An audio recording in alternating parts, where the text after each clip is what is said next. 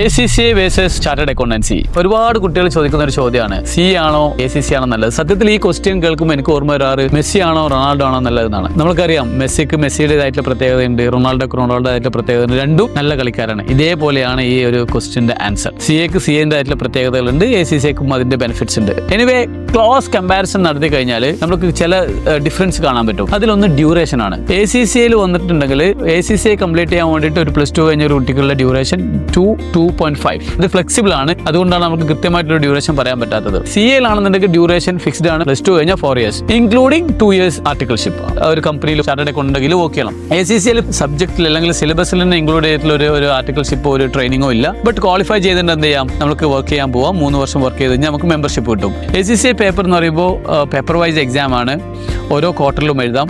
But when comes to CA paper wise എന്നുള്ള ഒരു option ഒന്നും അവിടെ ഇല്ല. അവിടെ ഓരോ ഗ്രൂപ്പാണ്. ഫൗണ്ടേഷൻ എക്സാം, അതിൽ 4 പേപ്പറാണ്. ആ 4 പേപ്പറിൽ 50% അഗ്രിഗേറ്റ് മാർക്ക് വാങ്ങിക്കണം, ഇൻഡിവിജ്വലി 40% വാങ്ങിക്കണം. ഇപ്പോൾ ഒരു പേപ്പർ കണക്റ്റഡ് ആണ്. ആ ഗ്രൂപ്പ് അല്ലെങ്കിൽ ഫൗണ്ടേഷനിൽ 4 പേപ്പറും പാസ്സായി, ദെൻ ഇൻ്റർമീഡിയറ്റിൽ 6 പേപ്പർ പാസ്സായി, ദെൻ ഫൈനൽ പേപ്പർ 6 പേപ്പർ പാസ്സായി. ആ രീതിയിലാണ് പോകുന്നത്.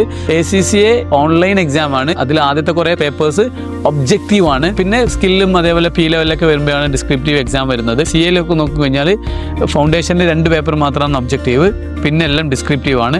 And also paper and pen ഉപയോഗിച്ചിട്ടാണ് എന്ത് ചെയ്യുന്നത്, എക്സാം എഴുതേണ്ടത്. But 1-2 self based online exams ഉണ്ട്.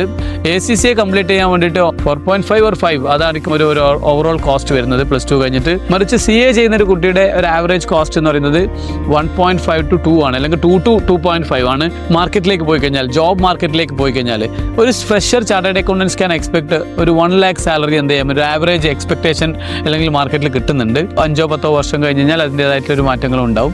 പക്ഷേ ACCAയിലേക്ക് വന്നു കഴിഞ്ഞാൽ ഒരു ചാർട്ടേഡ് അക്കൗണ്ടന്റിന് കിട്ടുന്ന അതേ ഒരു എമൗണ്ട് ഫ്രഷർ ACCAക്ക് ഒരിക്കലും കിട്ടില്ല എന്നാണ് എൻ്റെ ഒരു അറിവ്. പല സ്ഥലത്ത് കിട്ടുന്നുണ്ട് എങ്കിലും നമ്മൾ ആവറേജ് പറയുമ്പോൾ അങ്ങനെ പറയാൻ കഴിയില്ല. കാരണം ACCA കഴിഞ്ഞൊരു കുട്ടിയുടെ ഒരു ആവറേജ് സാലറി എന്ന് പറയുമ്പോൾ 40,000 50,000 ആണ്. പക്ഷേ ഒരു 2 വർഷത്തെ എക്സ്പീരിയൻസ് ഉണ്ടെങ്കിൽ അവർക്ക് എന്ത് ചെയ്യാൻ പറ്റും, CAയുടെ ഈക്വലൻ്റ് ആയിട്ടുള്ള ഒരു സാലറിയിലേക്ക് അവർ എത്തുന്നുണ്ട്. Anyway it's all about choice.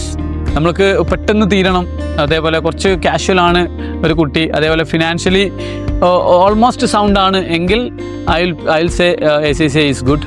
മറിച്ച് കുറച്ചും കൂടി ടൈം ബൗണ്ടഡ് ആയിട്ട് എനിക്ക് പഠിക്കാൻ പറ്റും, എനിക്ക് നന്നായിട്ട് എന്താ പറ്റും, ആ ഒരു ടൈമിനുള്ളിൽ തന്നെ പഠിച്ച് തീർക്കാൻ പറ്റും, അത്ര കാഷ്വൽ അല്ല, ഞാൻ ഓക്കെ ആണ്, അങ്ങനെയുള്ള കുട്ടികളാണ്. അതേപോലെ അങ്ങനെയുള്ള കുട്ടികൾക്കാണെങ്കിൽ എനിക്ക് തോന്നുന്നത് CA may be the best choice. Anyway 2 കോഴ്സും വെരി ബ്യൂട്ടിഫുൾ ആണ് in the sense of getting job and the concept of growth.